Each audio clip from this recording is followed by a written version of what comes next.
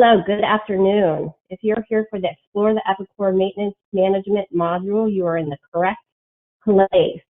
Our subject matter experts for today's webinar are going to be Sam Plummer, who is our Epicor Practice Manager, and Jason Campbell, who is the Epicor Consultant, both here at 2W Technologies.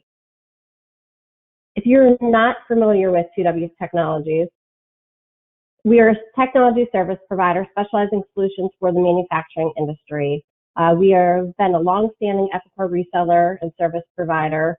We are an Epicor Platinum partner. We also offer cloud solutions, data analytics, managed services, IT infrastructure, security solutions, just to name a few.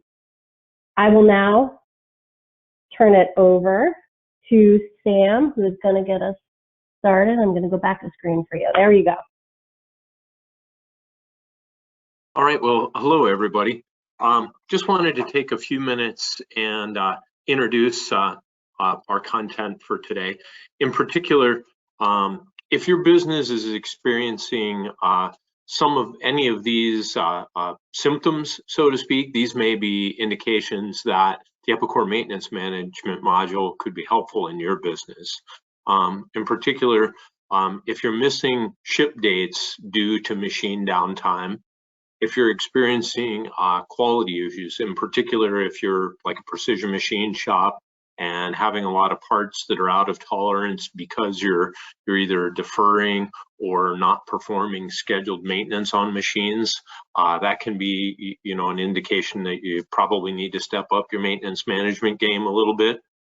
Also, moreover, on the cost accounting side, if you're having difficulty tracking and predicting your maintenance costs for equipment and other plant-related things, including like measuring and quality tools.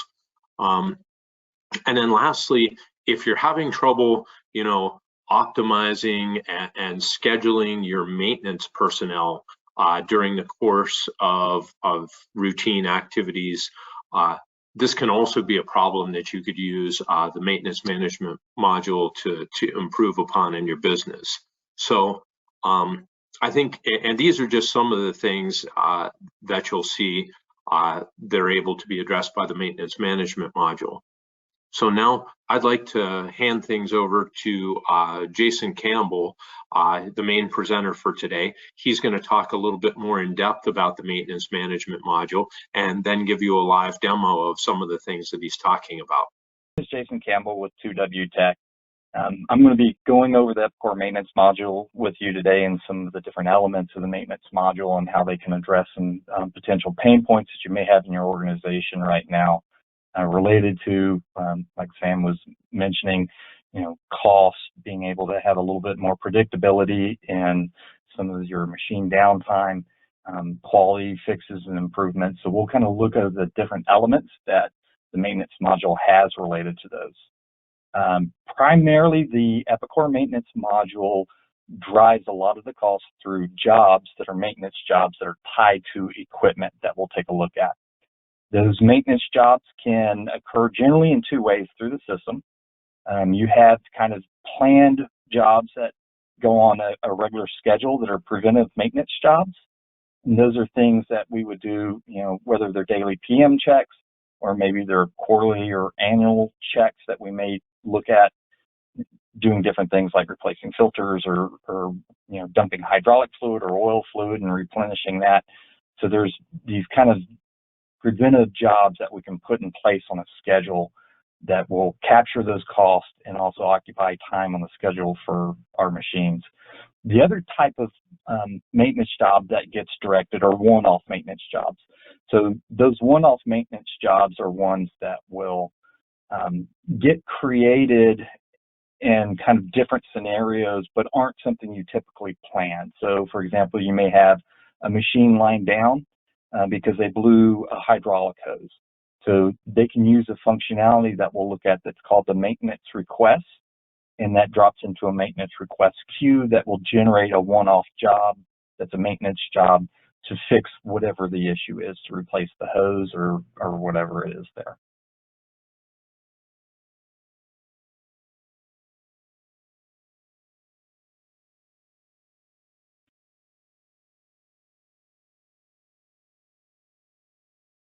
All right, so I'm going to Okay, everybody, before Jason jumps right into this, before he jumps into the demo, I want to remind everybody we are going to have a question and answer session at the end. So if you have any questions, go ahead and use the chat function, the question function that's on the box on your screen, and we'll get to those at the end. Thanks. Go ahead, Jason.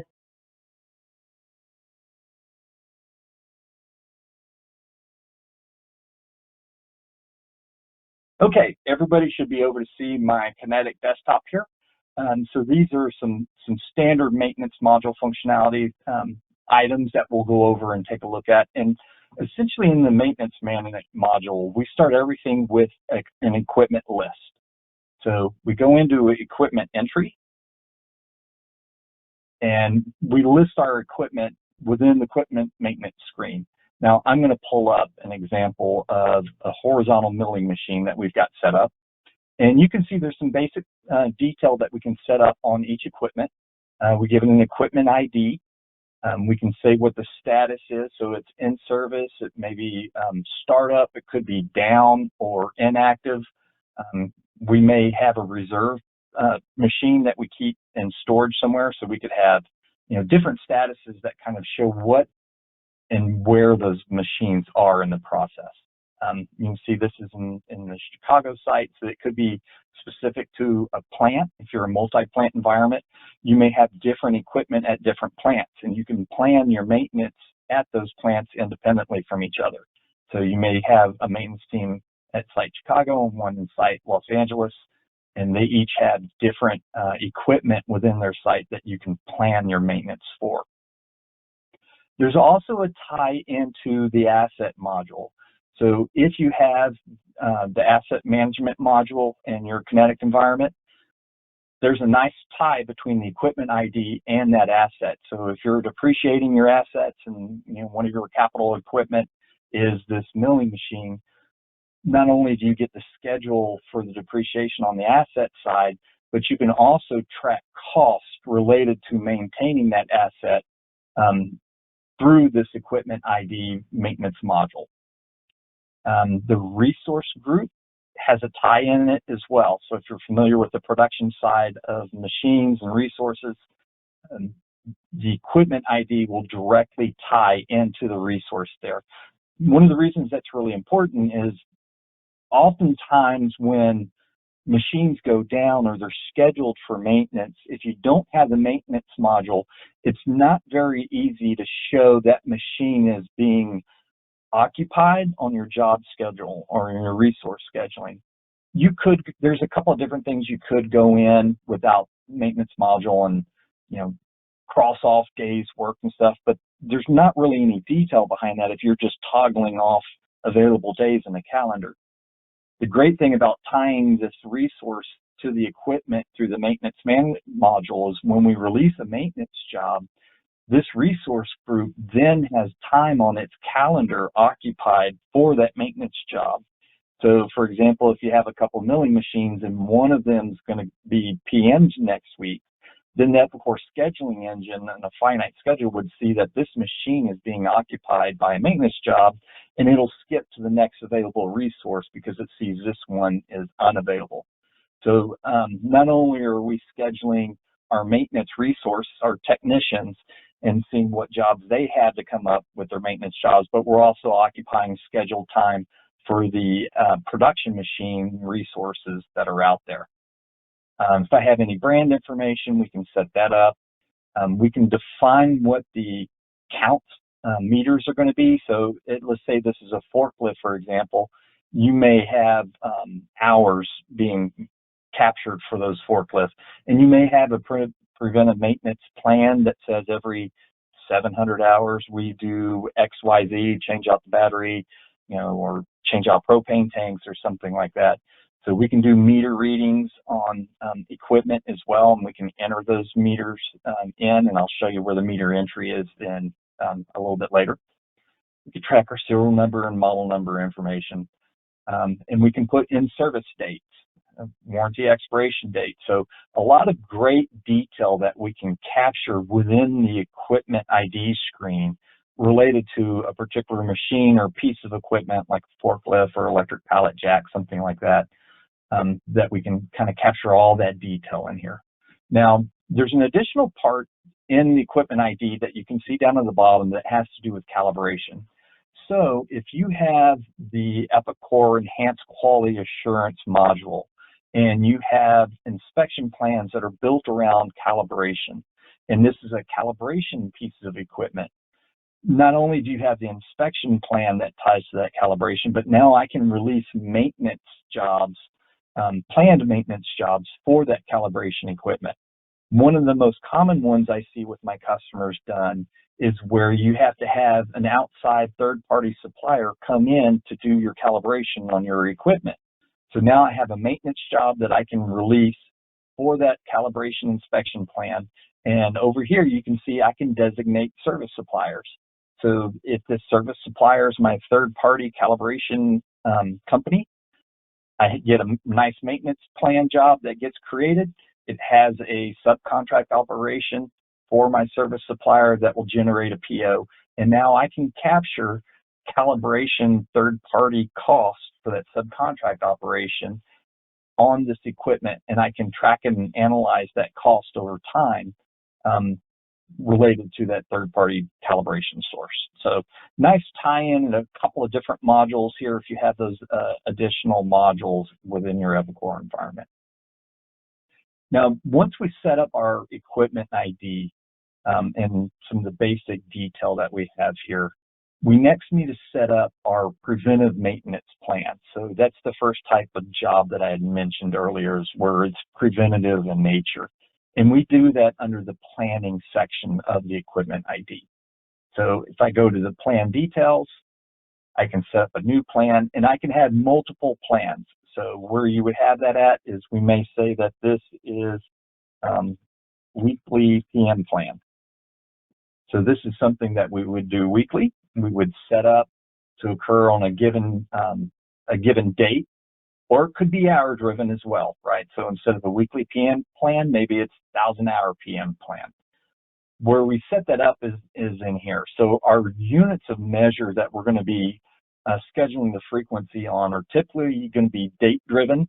So every 7 days or monthly, weekly, yearly, or they're going to be hour driven, which is where the meter comes in. So every 1,000 hours, every 2 hours, every 750 hours, whatever it is, we can schedule those out. So for this one, I'm going to say that this weekly is going to be every 7 days, but you see, I could also do every 1 week. And then I can give it an execution date when I want the next one to start. So I'm going to put that I want this next one to start on Monday the 22nd. And then if I'm doing hours, I can put the meter hours here as well. Once I have that set up, and it's going to be reoccurring, so it's going to do it every week, I now have the opportunity to tie in a template job. So we're going to look at one of the templates that are here. And so I have this reoccurring PM for fluid change. So that's one job that we can look at. Now, what you want to do with these preventive maintenance jobs is that you want to put the most common materials that you're going to be doing for whatever the planned PM activity is. So for example, let's go over here and we'll jump over to the maintenance job entry and we'll look at this template.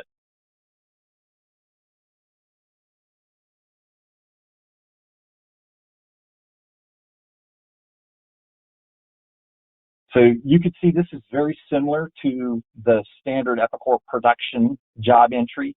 There's a couple of little key differences that I'll point out. So this isn't standard job entry, this is maintenance job entry, and there is a difference, and it's located in a different part of the menu under maintenance menu. You have your operations and materials just like you do with a production job, but what you'll notice here is that there's not a part number field for this job.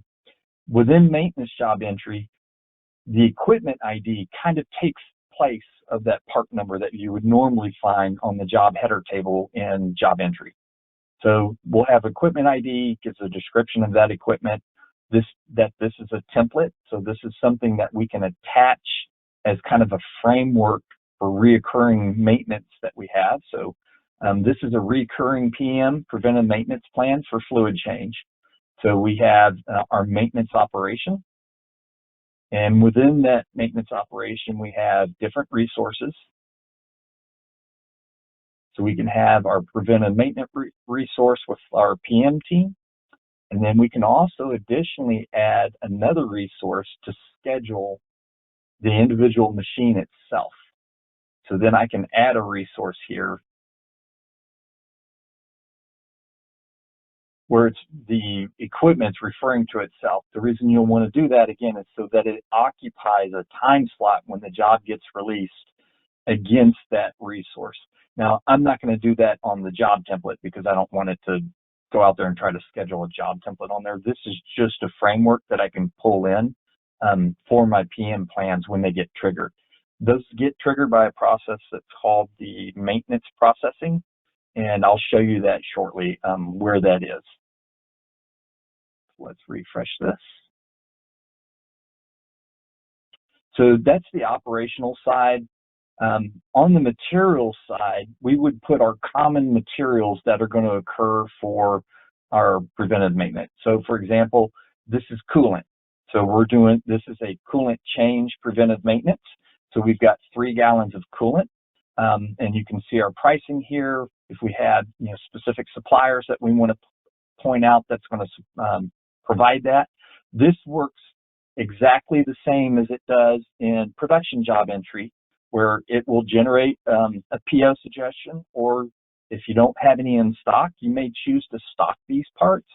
So if you know that you're going to be going through X amount of coolant over the next quarter, you could use this to either purchase it direct to the job, or you could purchase those materials, in this case the coolant, in a drum or a gallon size to stock. And then when these maintenance jobs get released, you can issue the coolant, in this case, the materials, to those planned maintenance jobs as they go through. And so now you're capturing cost. You have an estimated cost. You can see here I have a little dashboard that's called the equipment cost analysis, and it's tracking the cost over time for each of these pieces of equipment, and that comes from those actual material costs are being issued to that job, to that preventive maintenance job. And what I'm doing here in cost analysis is that I'm looking at cost to maintain that equipment over time. So if I start to notice a trend where my cost is going up over time for a piece of equipment, I may decide, especially if I'm seeing quality issues on the production side with that same piece of equipment, I may decide it's time for me to replace that equipment because my maintenance costs are going up and my quality is taking a hit on my production side. That may be a good candidate to review for replacement. Again, this works really well because you're able to track the actual cost for maintenance through those maintenance jobs. And we can set these templates up to have some standard common parts. Here's a filter here that goes along with the coolant so that you can plan your maintenance materials, right? So as we release these, we have an idea of how many we need and when we'll need them, because those jobs will be released with scheduled specific dates. So I'm going to jump back over to the equipment entry where we're doing our maintenance plan. So for the weekly PM plan, we can call this replace fluids. And then I'm going to tie that template job there.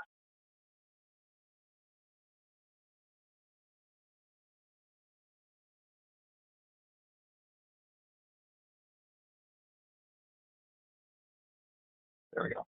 Now, one of the things these topics can be used for, and these are for reporting purposes primarily, you can set topics up that when the maintenance jobs get released, you can run some sort of reporting on them. I don't see these used as much on preventive maintenance jobs as I do on that second job type I mentioned where it's the one-off maintenance job. So you may have something like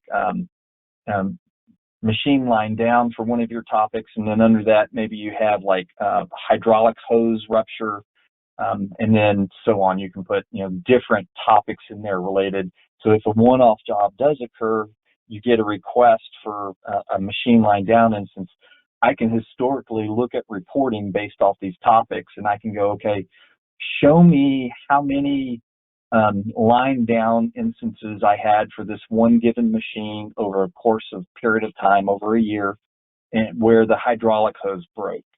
If I see, in that instance, if I see a whole lot of reporting coming back saying that this hydraulic hose keeps breaking on the same machine frequently, and I've got a lot of line down maintenance jobs that were created, I may start looking at the supplier that was identified and seeing if there's some sort of supplier issue related to that hose.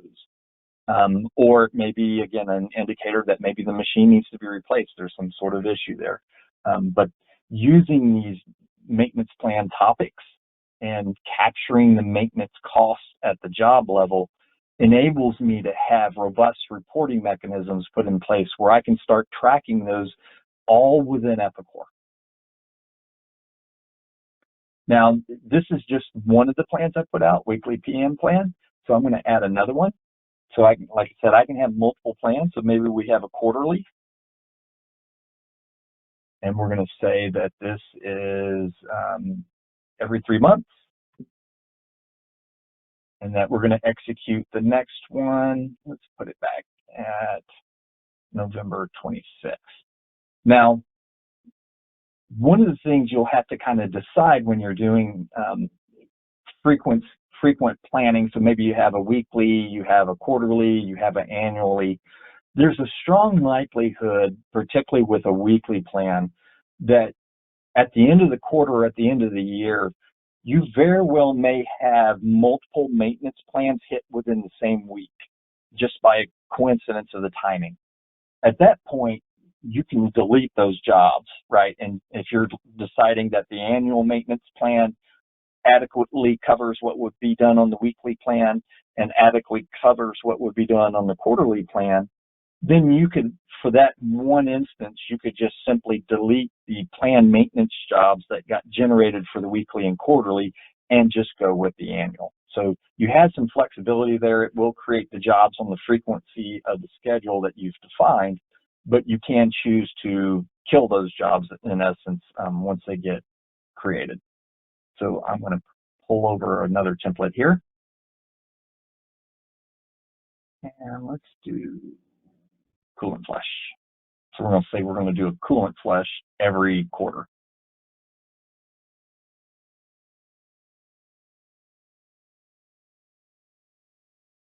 So once I have those maintenance plans set up for my equipment, I'm ready to go. So essentially what Epicor will do is run a process that we typically set this up to run automatically in the background. So this is something that's very similar to like scheduling MRP or something like that, the maintenance plan processor. So we can set this on a recurring continuous processing. If we want to run it, every 60 minutes or maybe once a day or however often we want to run it, we can set it on a reoccurring schedule.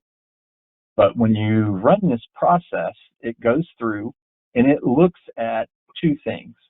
It looks at those preventive maintenance plans that we had just set up on the equipment ID. It looks, if we were doing hours, it would look at what the current scheduled hours are compared to what the planned hours for that particular maintenance plan is. And if we're over that threshold, it will generate a job. If it's date driven, then it looks at those dates and it goes ahead and schedules those maintenance jobs for those dates. And we can see some of that activity that gets generated within the equipment tracker. So equipment tracker, very similar to equipment maintenance with some additional detail that we can kind of drill down and see things going on. So if we look at the activity, if there's meter readings, I can see those meter readings here. Maintenance logs, so this will show me all previous maintenance jobs here, and you can see this maintenance job was created because of a line down situation. So that's one of those one-off jobs I was talking about where, maybe somebody requests immediate maintenance that was unplanned because a hose busted. I can start to track and see those logs within this maintenance log activity in Equipment ID Tracker. And like I said, if I'm starting to see a whole bunch of line down jobs that were created over a period of time for this equipment, I may need to do some sort of deeper investigation and find out exactly why that's happening.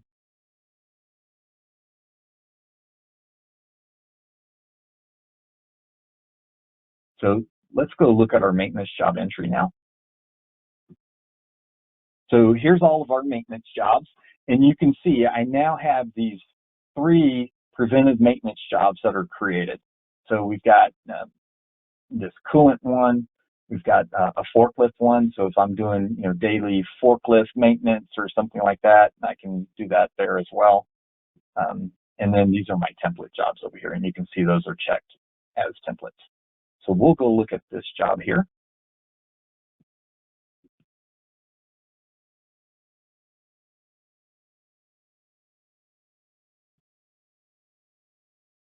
Open that up. Now, this particular job has no materials on it. So this maintenance plan got created, and all it has is just operations. So this is a factory service, and you can see from the operation detail that this factory service is for a subcontract supplier. So in this instance, Haas will come out twice a year tank inspection. So we'll subcontract with them to come on this specific date and execute this specific subcontract op, which will of course generate a purchase order and PO suggestions for that work order to be placed with the supplier.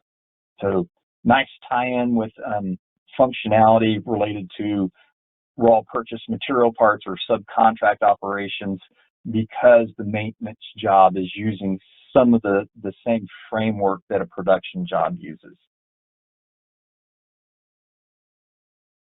And then if I need to add the materials on the fly, I can do so as well. So if I know that I have this factory service job out there where I don't normally add materials, but I know something's upcoming on that machine, or maybe there was a request for something to be replaced as a one-off, of course, I can add new materials if I need to, and that will also generate new PO suggestion requirements for that material for that maintenance job.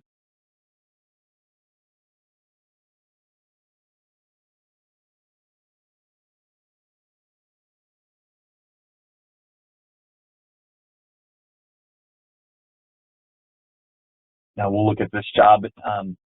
This is a different type of equipment. So this is for a forklift, and we've got our preventive maintenance operation there. And now you can see those 2 coolant and filter pieces that I had originally put on there. You can see those came through.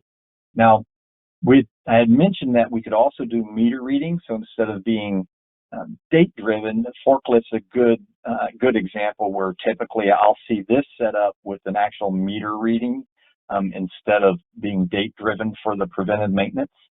And you do that here.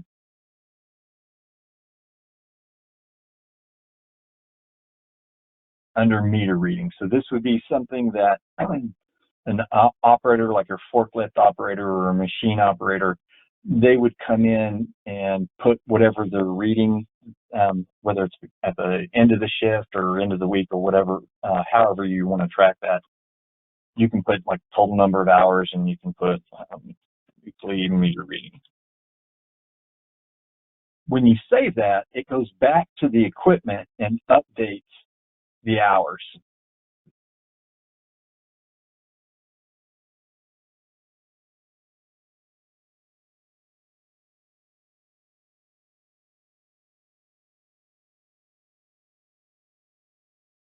And so if I've said that I want to do, some sort of preventive maintenance every 1,000 hours or 750 hours, that update from that meter reading will trigger the next time that maintenance process runs. It will trigger this maintenance job from the planning tab to be generated again. So, if we have every 750 hours, we have some sort of maintenance activity that occurs, they're entering in their meter hours, and that's triggering those jobs to be released. A couple of other things to note: the time entry also works the same. So we can come in and put time against those maintenance jobs. So if I'm an employee in the maintenance department and I need to put labor time for me doing whatever the preventive maintenance is, I clock that in to time entry just like you would do any production job. You would use, Job Traveler or something like that.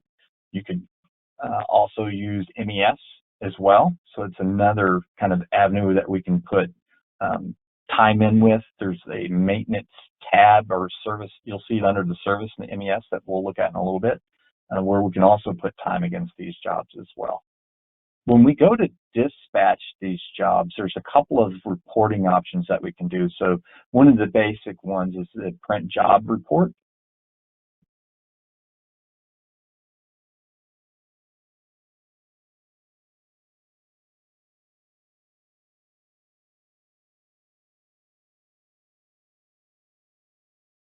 We'll give that a minute to come up. And so it's very similar to the Job Traveler, right? We've got some job information. We've got the equipment related information here, start and due date. So these are our scheduled dates that came as part of the scheduling of that maintenance processing process that we had kicked off. And then there's raw material components here, the requirements for the raw material. So you can see all of that information related to this maintenance job. So if these are barcoded, barcode font's not installed on this computer, that's why it looks kind of wonky.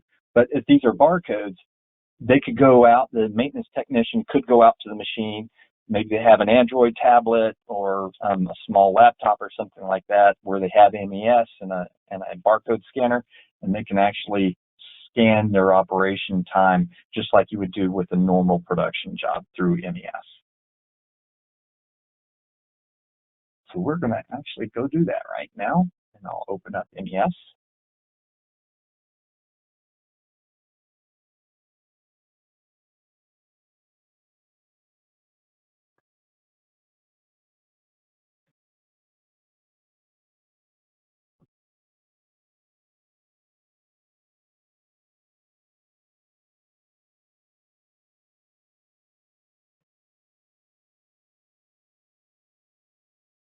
And you can see within MES, there's a service tab. And this is where you can do maintenance jobs. You can enter that meter reading. If we need to put time in, that's normal start, stop time. Request entry, so this is something that we're going to hit on next. That has to do with those one-off jobs I was referring to. So the first kind of job that we looked at in the maintenance job entry was the planned maintenance job, where we have these, kind of planned activities throughout the year that specific things are going to be done.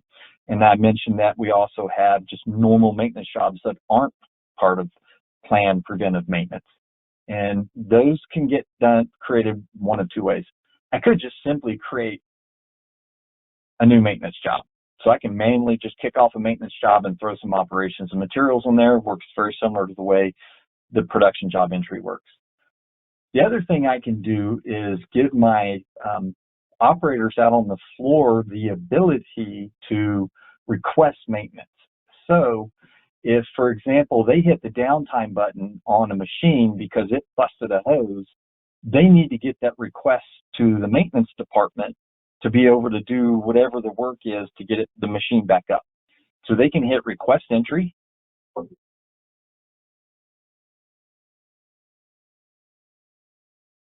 And they can create a request. So it generates a request ID.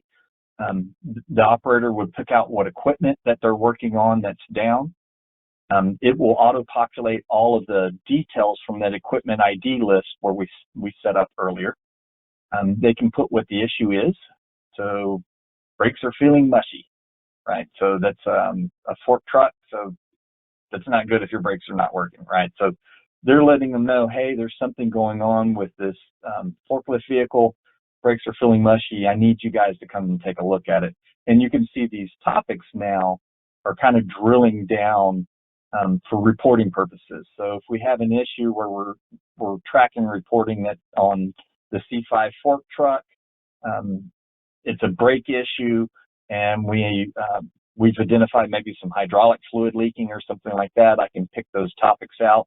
And then once the maintenance technician goes and works on that job and they enter their time detail, they can put a resolution section in there that says, here's what the problem was and here's what we did to fix it.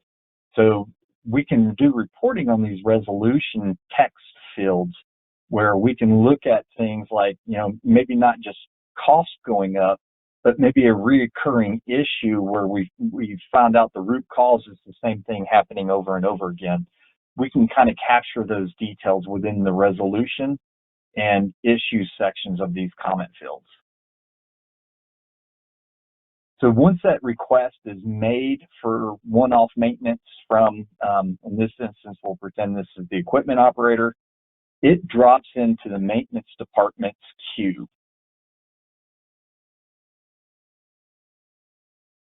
And so there's a maintenance request queue. I put it up here as just a little quick dashboard on my desktop. So as those maintenance requests come in, I can see those requests here. The reason I may want to do that is that, let's say that came in just, a few minutes ago, this machine is lying down, but that maintenance process plan doesn't run for another 4 hours. I may not want to wait for it to generate a job in 4 hours to start working on this. So if I see that maintenance request coming through right away, I can instantly go in the maintenance job entry and get started on it. Now, if I had that maintenance process plan running a little bit more often, like maybe every 30 minutes or every 60 minutes, then, maybe I don't have to worry about this. I would still, as a manager, like to see this up as these come in, particularly because these more than likely are going to be line down requests. So I'd probably still put it up there, but I wouldn't be generating maintenance jobs out of those requests because that maintenance processor is going to do that for me.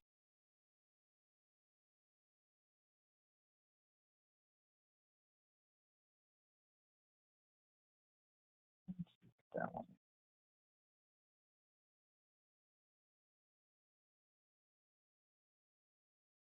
So back in the equipment tracker related to that, so if I saw a request come through, I see that it's a one-off, I would come into the equipment tracker and look at any previous maintenance related to that. And so I can see there's a whole bunch of maintenance jobs on here, but I can see this one's a reoccurring PM, so that one's fine. I can also see when the last time, let's say in this example, the brake fluid was changed. So I could see this job where they changed the fluid, and then maybe, a week later, I'm getting brakes are feeling mushy or there's some sort of brake problem. I may be able to tie a correlation between when we last changed the brake fluid and maybe something happened during that brake fluid change, because a week later I'm getting, or maybe a day later or whatever it is, I'm getting reports from that request queue that something's wrong with what we actually were working on. Also, I'm tracking costs here. So in the tracker, you can see those costs related to that. So if I see brakes are feeling mushy and I'm looking at previous PM jobs and I'm seeing these estimated costs go up, maybe it's time to, maybe replace the brakes or get a new machine or something of that nature. So a lot of good detail captured within this screen through these maintenance jobs. Now, I've got maintenance resources that we would set up. And these are the guys that are going to actually, this is my department guys that are actually going to be working on those maintenance machines, right? So they'll be executing the maintenance.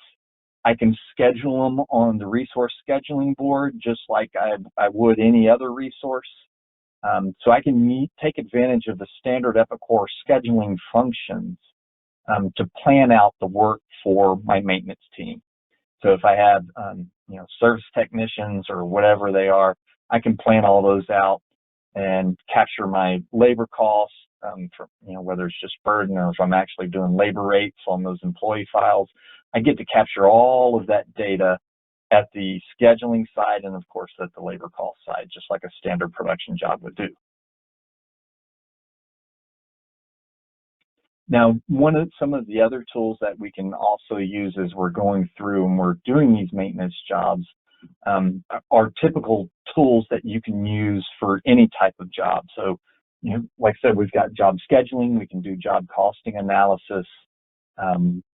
We've got, planning that can be put out there based on these jobs, resource planning that is. So if we notice we've got a bunch of maintenance jobs that are hitting in 1 week, and I'm looking at something like my shop load pertaining to my maintenance technicians, I may see that those resources are overloaded within that weekly bucket, and maybe I need a more level load my maintenance technicians, just like I would level load my production jobs.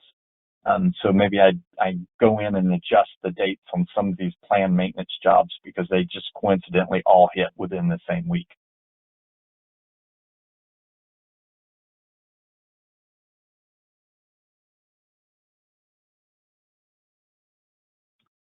Now, to close these out is very similar to the way a production job works now. So once I'm sure that all my material's been captured and all my operations are captured and I'm ready to complete this job and remove it from the schedule, then I just follow the same process that I do for production jobs.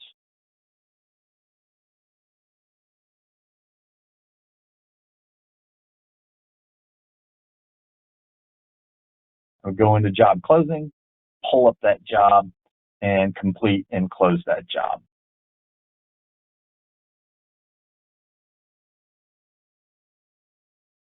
Once I have those job details captured and all the costs and labors put in, the maintenance module, the next time it runs that maintenance processing, will see that that maintenance job has been fulfilled. So if we go into equipment,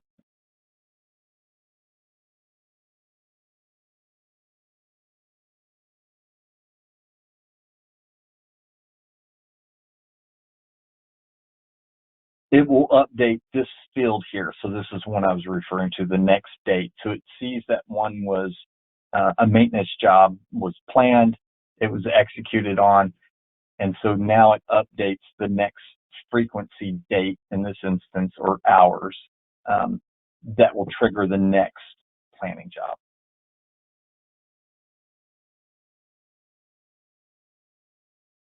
Once I have all those details captured, then there's some additional kind of reporting that I can get. I can look at just a basic maintenance job report that we'll look at here.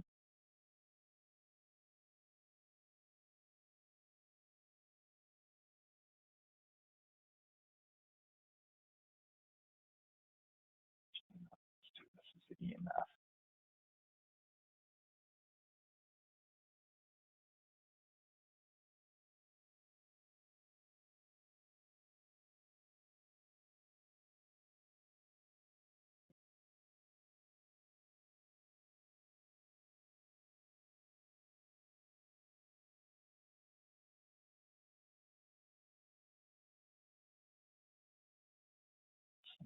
It's not printing that.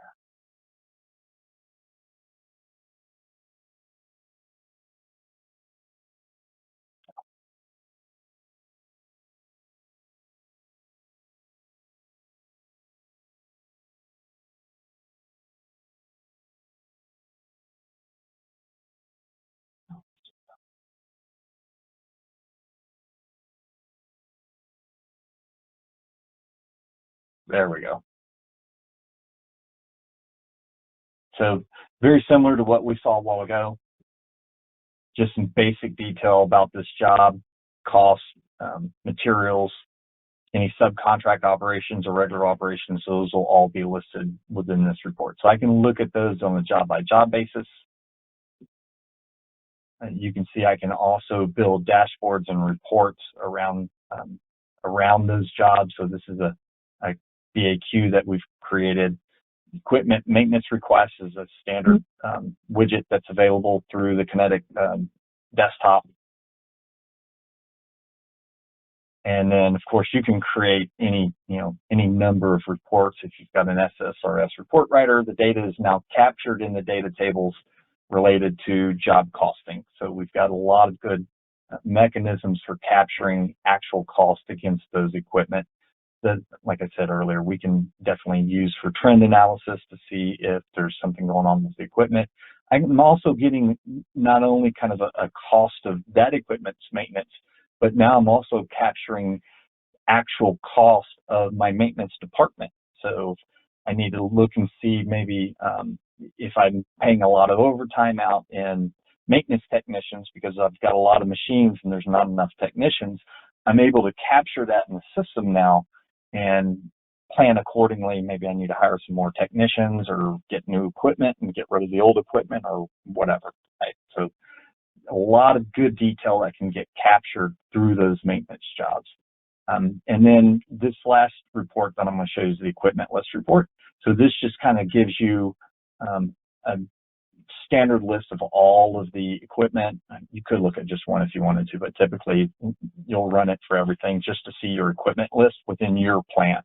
Now, if you're multi-plants and you're a maintenance facility that looks at maintaining equipment across, a variety of plants within your company, then you can run your entire list for all of those plants if you want to. So I just ran this for the Chicago plant that I'm currently in right now.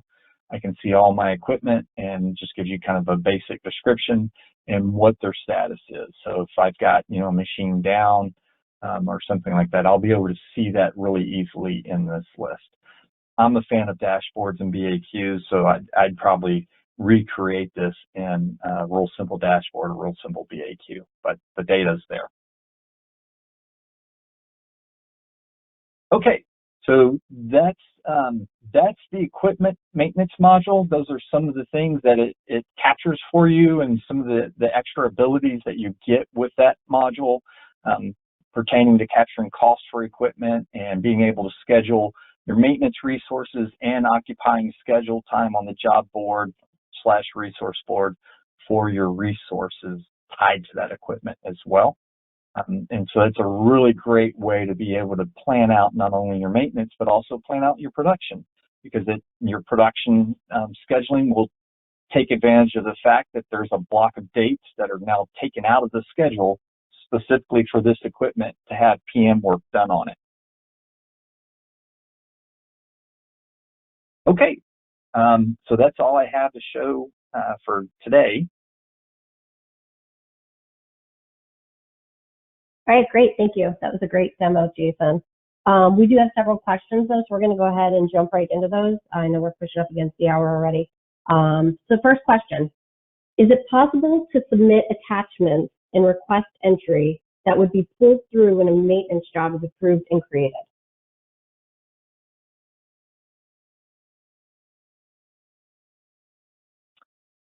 I've never tried it. We'll take a look.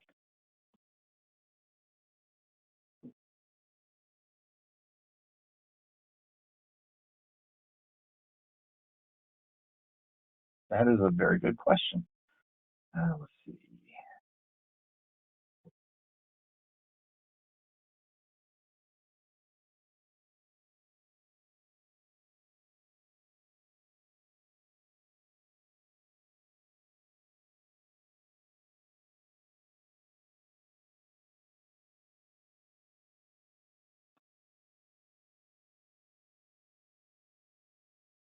You can do the attachment within job entry, but it doesn't look like the request itself is taking attachments. Let me try that. Oh, yeah. You know what? Yes, you can. There's a paper clip there. Yeah, so it looks like the maintenance required table does allow attachments. Now, does that push to the job when you create it? I don't know for sure. I've never tried to push an attachment through this request to that job. But the attachment will show up in the maintenance request queue coming through with the request. And I think, Jason, there's visibility in the maintenance job of the request that it was created from. So theoretically, even if it didn't actually follow through directly into the maintenance job, the user from the job could look at the request and see the attachment that was submitted. That's right. That's a good valid point. And they could just very easily jump over to the request tracker and have access to that attachment if it doesn't go into that job. That's right.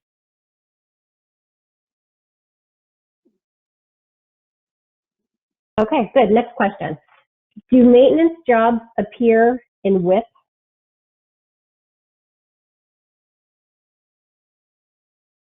Good question. So I'm going to run the WIP report here.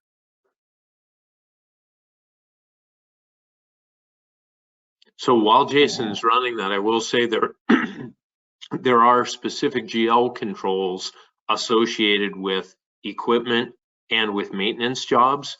And so you can use those different GL controls to segregate maintenance jobs and eventually the maintenance expenses recognized on those jobs after those jobs are closed in a different way than WIP costs are treated just through the use of separate GL controls. So this is what I wanted to show you here. So when you run the work in process report, this is the work in process report. When it goes to look at WIP, it's only looking at manufacturer, project, and service jobs. It does not look at maintenance job as part of WIP. And I suspect the reason that it doesn't do that is because the part number within the maintenance job is not there. It's the equipment ID. So kind of fundamentally on the back end, there is a distinction between the maintenance job and the production jobs, although they function similarly. It's not like a project or a service job where it actually shares the same tables with just a different type. It's actually separated from those types of jobs, so they don't show up in WIP.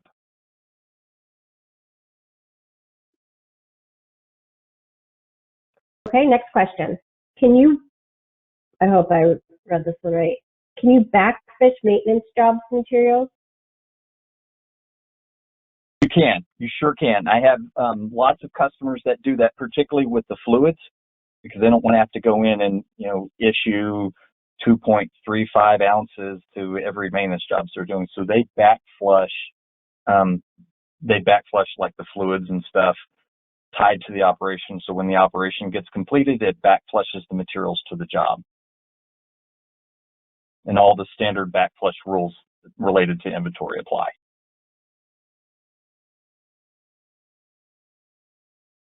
Okay, just a couple more here. What is buffer days in a quick plan? Oh, good question.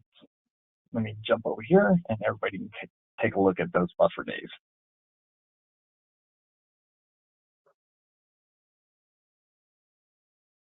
So when I'm having jobs get scheduled out, whether they're annual PM jobs, so this is only going to be on preventive maintenance jobs where I have a template job attached to that preventive maintenance plan. I can set kind of a padding, if you will, in the schedule for that scheduled date related to that job. So for example, let's say that it's supposed to be on the 15th, but I want to allow it to go out to possibly the 18th. I can put a 3-day buffer in there so that maybe it doesn't necessarily have to happen right on that primary date. Now, I don't know if there's any secondary uses for that field. Let's take a look.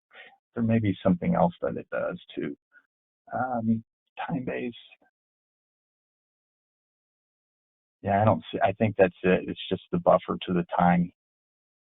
I don't see any other use that it calls out for. So as far as I'm aware, that's just a time buffer for the start of the job. I don't know if there's any other secondary functionalities built around the buffer days other than that. It doesn't call out any in the field help, so I'm imagining there's not. Okay, next question. Is there any way to assign an employee to a maintenance job?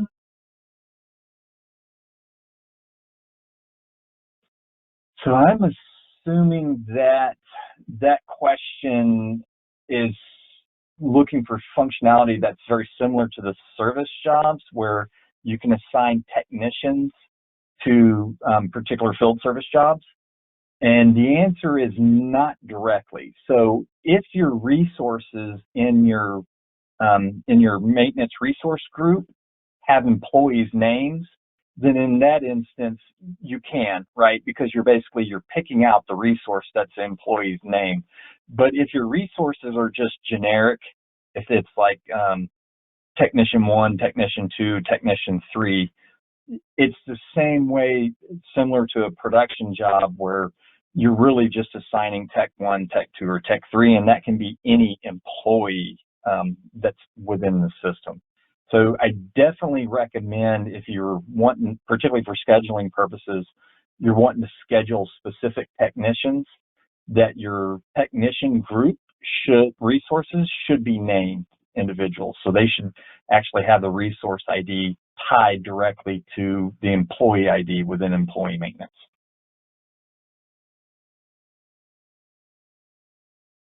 Okay, just a couple more. We're almost done here. Is there any function within the maintenance module to track machine downtime? Not within the maintenance module itself, as far as like, I'm assuming that they're talking about the downtime button, but there's other reporting mechanisms in Epicor that looks at, idle time and direct codes and downtime. So there's downtime reporting already built into the system, kind of separate from the maintenance module. Now, if they're just referring to the machine being down for a certain number of hours and not using that downtime button, we could build reporting based off the job duration to show that that machine was down for a certain number of days based on when the job was created and when the job was closed. There's just nothing in the system kind of out of the box that does that. So depending on which downtime you're referring to, whether you're actually hitting that button, that reporting's there, or if you don't use the button and you just want to account for the job time, we can build reporting around that as well. Okay, last question then. Is there any way you can capture costs related to the machine if you're not running the maintenance module license? Yes, there is. So it's just not as easy. There's some kind of workaround ways that I've seen customers do that. They do some fancy stuff with GLs and doing some journal entries and stuff, but it's not as straightforward, although you can get there. So you can get there with some fancy stuff, but it's just not as easy. And you don't get the scheduling side as well, which I really like.